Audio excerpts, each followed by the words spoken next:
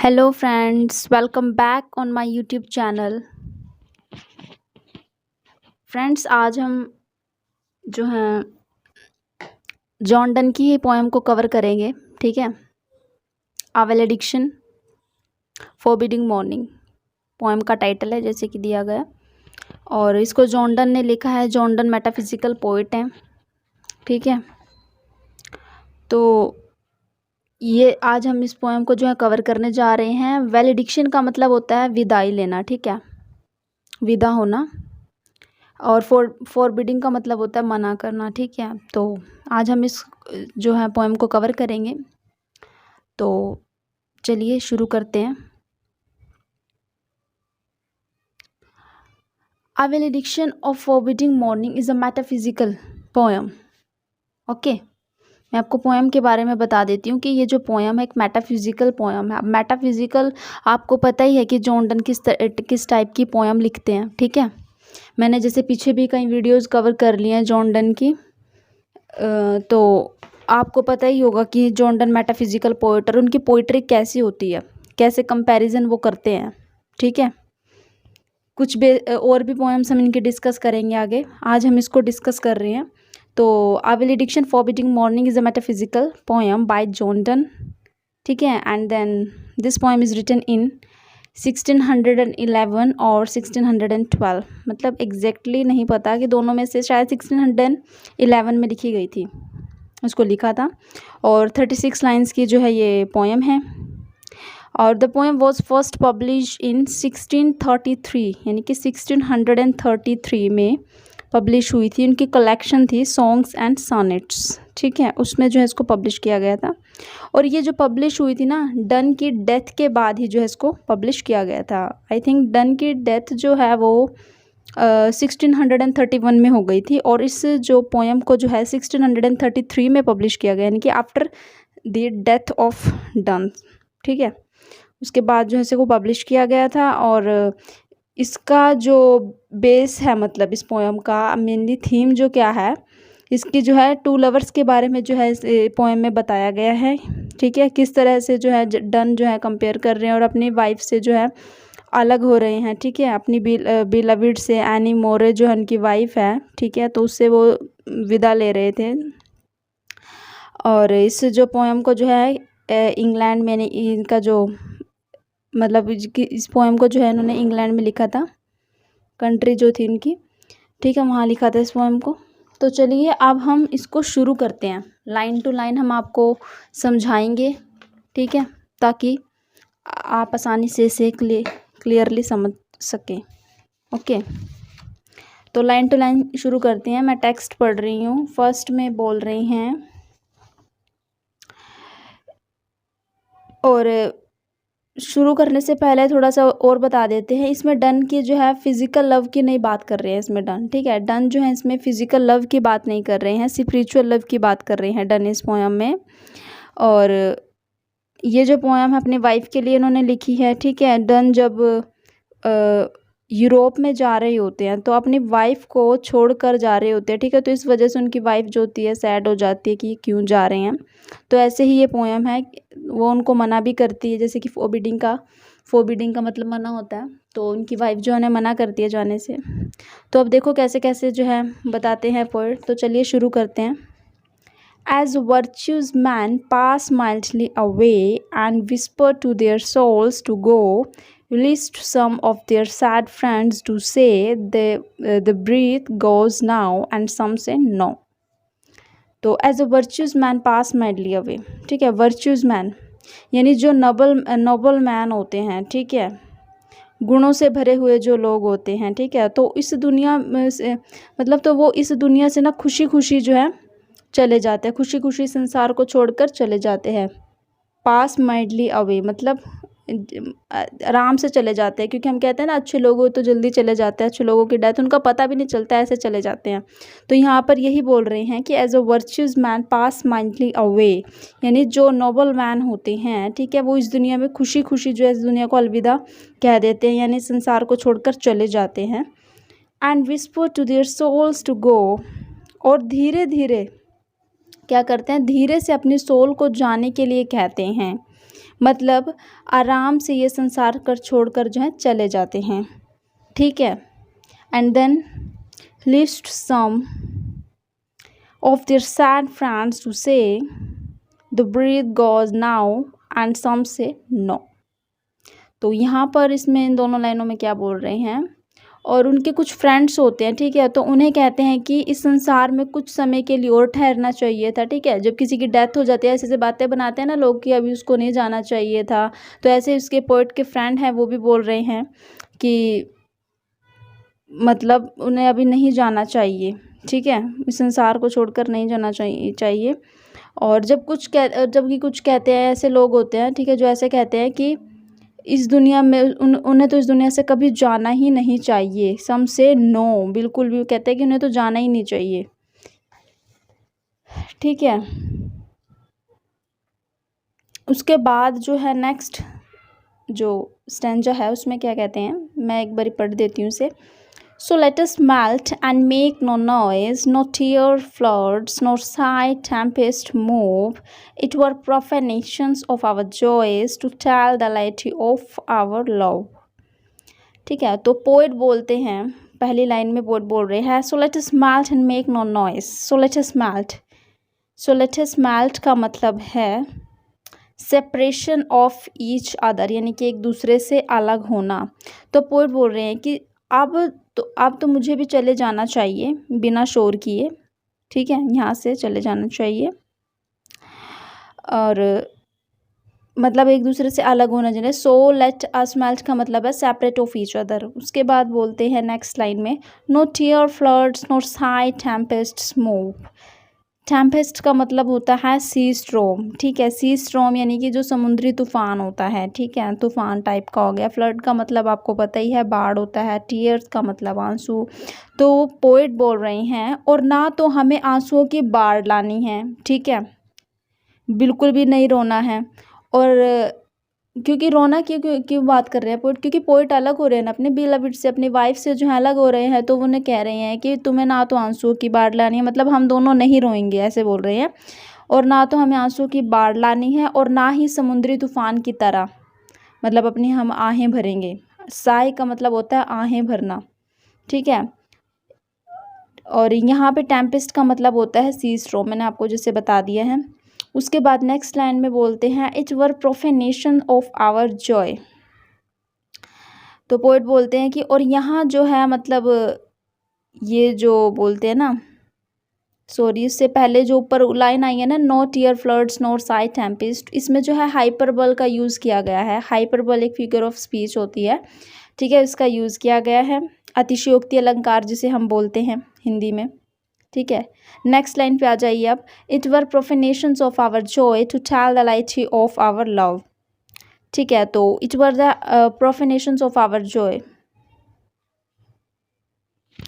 तो अगर हम ऐसा करेंगे तो यह हमारी क्या होगी, तो यह हमारे प्यार को अपमानित करने जैसा होगा, ठीक है। प्रोफेनेशन का मतलब होता है डिस्ग्रेस करना, ठीक है, डिस्ग्रेस मीन्स अपमानित करना। वैसे प्रोफेनेशन का मतलब डर्टी वगैरह यानी कि गंदा वगैरह भी होता है, लेकिन हमें जो है मतलब पोएट बोल रहे हैं कि हम ऐसा बिल्कुल भी नहीं करेंगे, ना तो हम रोएंगे, ठीक है, ना तो हम आहें भरेंगे, और अगर हमने ऐसा किया तो ये हमारे प्यार की क्या होगी, इंसल्ट होगी, ठीक है, ये हमारे प्यार को अपमानित करना होगा जो कि हमें नहीं करना है, ठीक है। और अगर हम अपने प्यार के बारे में लोगों को बताएंगे, ठीक है, to tell the laity of our love, अगर हम अपने प्यार के अपने बेसिकली यही बोल रहा है कि पोएट अगर हम अपने प्यार के बारे में दुनिया को बता देंगे तो ये हमारे प्यार की इंसल्ट होगी, ठीक है। उसके बाद जो है नेक्स्ट स्टैंजा देखिए friends. Moving of the earth brings harms and fears, men reckon what it did and meant, but trepidations of spheres though greater far is innocent. Stanza जो है थर्ड हम कर रहे हैं। तो moving of the earth brings harm and fear, तो इसमें poet बोल रहे हैं जब अर्थक्वेक होता है ना तो लोग डर जाते हैं, ठीक है, अर्थक्वेक का मतलब भूकंप जब होता है आता है तो लोग डर भी जाते हैं, ठीक है, और डर जाते हैं। Man reckon what it did and meant, और देखो तो क्या होता है मतलब जब अर्थक्वेक होता है तो उससे क्या होता है हार्म और जो है फियर होता है ना, मतलब डर लगने लगता, कोई हानि ना हो जाए, ठीक है। तो man reckon what it did and meant. Reckon का मतलब होता है एस्टिमेट, यानी कि अनुमान लगाना, ठीक है। तो आदमी जो है, मनुष्य जो है, क्या करने लगता है, आंकड़े लगाने लगता है या अनुमान लगाने लगता है। तो मैन क्या करने लगता है, एस्टिमेट लगाने लगता है, मतलब अनुमान लगाने लगता है कि कितने लोग इस अर्थक्वेक में मरे और कितना नुकसान हुआ। यानी कि क्या मतलब था, ये क्या था और क्या मतलब था जो अभी हुआ, ठीक है। जैसे अर्थक्वेक जब धरती हिलती है, हल्की सी भी हिलती है तो भी बहुत फर्क पड़ता है, ठीक है। But trepidation of the spheres though greater far is innocent. तो उसके बाद नेक्स्ट लाइन में पोएट बोलते हैं कि but trepidations of the spheres, यानी कि जो प्लैनेट में स्फीयर्स घूम रहे होते हैं, ठीक है, तो उनसे हमें कोई नुकसान नहीं होता। धरती के आसपास जो स्फीयर्स घूम रहे होते हैं उनसे हमें कोई नुकसान नहीं होता। जब धरती के आसपास जो प्लैनेट घूम रहे होते हैं उनसे हमें कोई परेशानी नहीं होती। लेकिन जब धरती हल्की सी भी हिलती है ना, हल्की सी भी मीन्स जैसे कि जब अर्थक्वेक आता है, हल्की सी भी होती है ना, तो बहुत नुकसान होता है। लेकिन पोइट बोल रहे हैं जब छोटे लोग मूव करते हैं ना, तो यहाँ पर कहने का मतलब है कि हल्का सा फर्क, यानी कि जरा सा हिलना धरती का कितना बड़ा इफेक्ट ला रहा है, ठीक है। तो हल्की सी जब धरती हिलती है तो उससे बहुत नुकसान होता है। लेकिन पोइट बोल रहे हैं कि जब छोटे लोग जो है ना मूव करते हैं तो बहुत नुकसान होता है, ठीक है। मूव करते हैं तो बहुत नुकसान होता है ना, बहुत दिक्कत होती है। लेकिन जब बड़े लोग मूव करते हैं ना तो उन्हें ज़्यादा नुकसान नहीं होता। मतलब सिमिलर पोइट ये के बोल रहे हैं कि अगर मैं और मेरी बिलविड जो है ना वो छोटे नहीं हैं, ठीक है। अगर हम छोटे होते तो हमें बहुत नुकसान होता, हमें बहुत पेन झेलना पड़ता, ठीक है। लेकिन हम तो बड़े हैं, हम दोनों, तो हमारा प्यार इतना बड़ा है, ठीक है।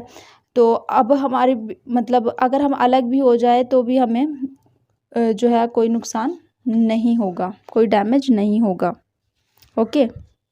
And the next stanza is dull sublunary lovers love whose soul is sense cannot admit absence because it does remove। यहाँ पे DOTH का मतलब होता है does, ओल्ड इंग्लिश के अकॉर्डिंग है। कहीं को पता नहीं होता कि क्या लिखा हुआ है, इसको डथ पढ़ते हैं, नॉट डथ, डज है ये, ओके, ठीक है। तो absence because it does remove those things which eliminated it। तो फर्स्ट लाइन क्या है, डल sublunary lovers love, यानी जो छोटे लोग होते हैं, डल सबलनरीज लवर्स होते हैं, ठीक है। तो उनका प्यार जो होता है फिजिकल अट्रैक्शन पर बेस्ड होता है, ठीक है। सबलनरी लवर्स का मतलब होता है फिजिकल अट्रैक्शन, डल का मतलब होता है कम, ठीक है, या छोटा बोल सकते हैं। तो जो छोटे जो लवर्स होते हैं उनका जो प्यार होता है वो किस पे बेस्ड होता है, फिजिकल अट्रैक्शन पे, ठीक है। whose soul is sense cannot admit, sense का मतलब यहाँ पर फिजिकल से है फ्रेंड्स, और कैनॉट एडमिट, एडमिट का मतलब है दे कैनॉट डिपार्चर, वे एक दूसरे से अलग नहीं रह सकते। कहने का मतलब ये है, एडमिट का मतलब है दे कैनॉट डिपार्चर, वो एक दूसरे से अलग रहना पसंद बिल्कुल भी नहीं करते। क्यों नहीं करते, क्योंकि उनका जो लव है वो फिजिकल अट्रैक्शन पर बेस्ड है ना, इसीलिए। ये पोइट दूसरे लोगों की बात बता रहे हैं, जो डल सबलनरी लवर्स होते हैं वो कैसे होते हैं, वो छोटे जो लवर्स होते हैं वो फिजिकल अट्रैक्शन पर उनका जो प्यार होता है वो बेस्ड होता है, ठीक है। और वो जो है एक दूसरे के बिना नहीं रह सकते। Absence because it does remove those things which eliminated it. और क्या होता है फिर उसके बाद, वो कभी एक दूसरे से अलग नहीं रह सकते और ना ही उनकी एब्सेंस में रह सकते हैं। एब्सेंस आया ना यहाँ पे, यानी कि उनकी अनुपस्थिति में भी वो नहीं रह पाएंगे, बस उनके पास होने चाहिए, कहने का मतलब ये है। और ऐसा करने से उन लवर्स के बीच में प्यार जो होता है बिल्कुल ही रिमूव हो जाता है, बिल्कुल ही ख़त्म हो जाता है। आगे पोइट बोलते हैं बट इसके बाद बोलते हैं बट, ये है I think 2 minute. But our love being holy pure can stand physical separation, यानी कि हमारा जो प्यार है वो होली है, बिल्कुल पवित्र है। हमारा प्यार जो है स्पिरिचुअल है, फिजिकल अट्रैक्शन पर बेस्ड नहीं है, ठीक है। मैं तुम्हें जो है अपनी दिल से प्यार करता हूँ, अपनी तुम्हारी आत्मा से प्यार करता हूँ, मैं सोल से प्यार करता हूँ। मुझे तुम्हारी फिजिकल जो बॉडी है उससे कोई भी लेना देना नहीं है। कहने का मतलब पोइट का ये है कि हमारा जो प्यार है वो हम दोनों का प्यार स्पिरिचुअल है, ऐसे बोल रहे हैं, ठीक है। तो अगर हम अलग भी हो जाए तो हमें कोई फ़र्क नहीं पड़ना चाहिए, ठीक है। हमारा प्यार बिल्कुल ही प्योर है, बिल्कुल ही पवित्र है। And the next stanza is, but we by our love so much refined that ourselves know not what it is, enter assured of the mind, careless eyes, lips, and hands to miss. But we by a love so much refined, refined का मतलब होता है pure, higher quality love, higher quality का लव, ठीक है। Refined का मतलब प्योर भी बोल सकते हैं हम, बिल्कुल ही पवित्र भी बोल सकते हैं, हायर क्वालिटी का यानी कि उच्च श्रेणी का भी बोल सकते हैं। उनका जो प्यार है, किनका, पोइट और पोइट की बिलविड यानी कि उनकी वाइफ का, ठीक है।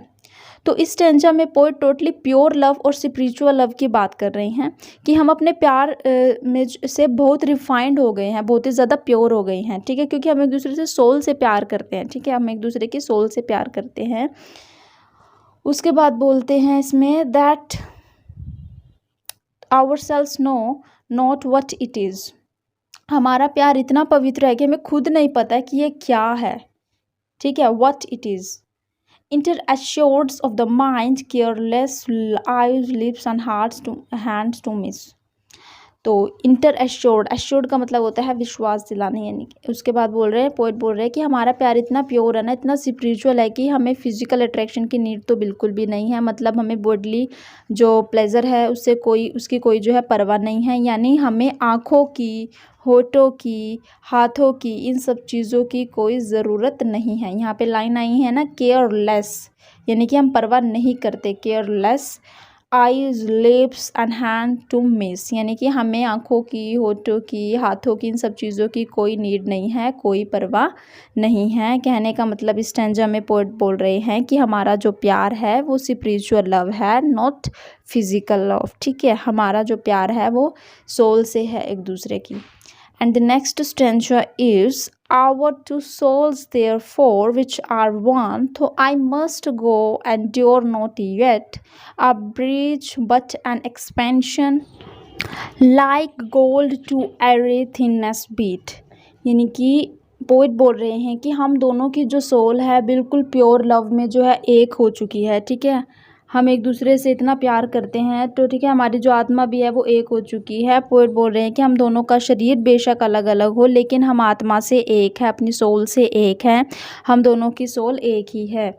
उसके बाद बोलते हैं, तो I must go endure not yet, यानी कि अगर मैं तुमसे दूर भी चला जाऊँ, एंड्योर का मतलब होता है जाना, ठीक है, और गो का मतलब भी जाना ही होता है। तो कहना है कि तो आई मस्ट गो, अगर मैं तुमसे दूर भी चला जाऊं, तो आगे पोइट बोल रहे हैं कि endure not yet a bridge, तो फिर इसका मतलब ये नहीं होगा, ब्रिज का मतलब होता है ब्रेक, ब्रेक का मतलब मान लो तुम फ्रेंड्स ख़त्म होना, मतलब ठीक है, ब्रिज का मतलब ऐसे ही होता है, ब्रेक बोलते हैं, और ब्रेक का मतलब आप टूटने से बोल सकते हो या ख़त्म होने से बोल सकते हो।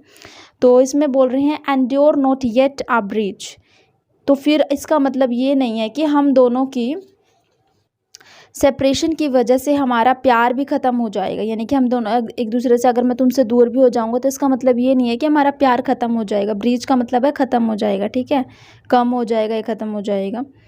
और तो पोइट बेसिकली ये बोल रहे हैं कि if I go away from you it does not mean separation और ब्रेक ऑफ लव। आगे जो है बोलते हैं poet, but N expansion, expansion का मतलब होता है बढ़ना, ठीक है, बल्कि इससे तो हमारा प्यार और बढ़ेगा। कहते हैं कि दूर जाने से जो है प्यार बढ़ जाता है, ठीक है, तो कह रहे हैं कि अगर मैं तुमसे दूर भी हो जाऊंगा तो हमारा प्यार जैसे कम नहीं होगा बल्कि और ज़्यादा बढ़ जाएगा, एक्सपेंड हो जाएगा। Like gold to airy thinness beat, like बिल्कुल ऐसे ही, कैसे, जैसे एक गोल्ड जो होता है पीटने पर, ठीक है, जब उसको पीटा जाता है, बीटिंग करते हैं जब उसकी, तो वो पतला हो जाता है उसको पीटने से, ठीक है, पतला होने की वजह से वो फैल जाता है, ठीक है, तो जैसे गोल्ड पीटने से जो है बिल्कुल पतला हो जाता है, थिन हो जाता है, बिल्कुल वैसे ही हमारा प्यार भी, अगर मैं तुमसे दूर हो जाऊं तो वो बिल्कुल ही बढ़ जाएगा, फैल जाएगा, यानी कि एक्सपेंड हो जाएगा बिल्कुल, लेकिन ख़त्म नहीं होगा, ठीक है। उसके बाद जो है नेक्स्ट स्टैंजा में पोएट क्या बोल रहे हैं, if they be two they are two, so as stiff twin compasses are 2 the soles the fixed foot make no show to move but does if the other do। यहाँ पे जो है poet ने अपने प्यार को, अपनी बिलविड को किससे कंपेयर किया है? कंपास से कंपेयर किया है। प्रकार नहीं होती है जिसे मैथमेटिक्स के सम्स वगैरह करते हैं, तो उसी से कंपेयर कर रहे हैं। अब देखो कैसे पोइट्री है ये, मतलब ऐसे इसको बोलते हैं मेटाफिजिकल पोइट्री। ये भी आपने जितने भी स्टैंजर्स पढ़े हैं इसमें आपको यही देखने को मिलेगा कि किस किस चीज़ों से जो है पोइट कैसे कैसे कंपेयर कर रहे हैं, ठीक है ना। तो फिर इसमें कहते हैं if they be two they are two so, if they be two they are two so, यानी कि पोइट बोल रहे हैं कि सुपोज करो यदि हमारी सोल एक ना होकर दो होती।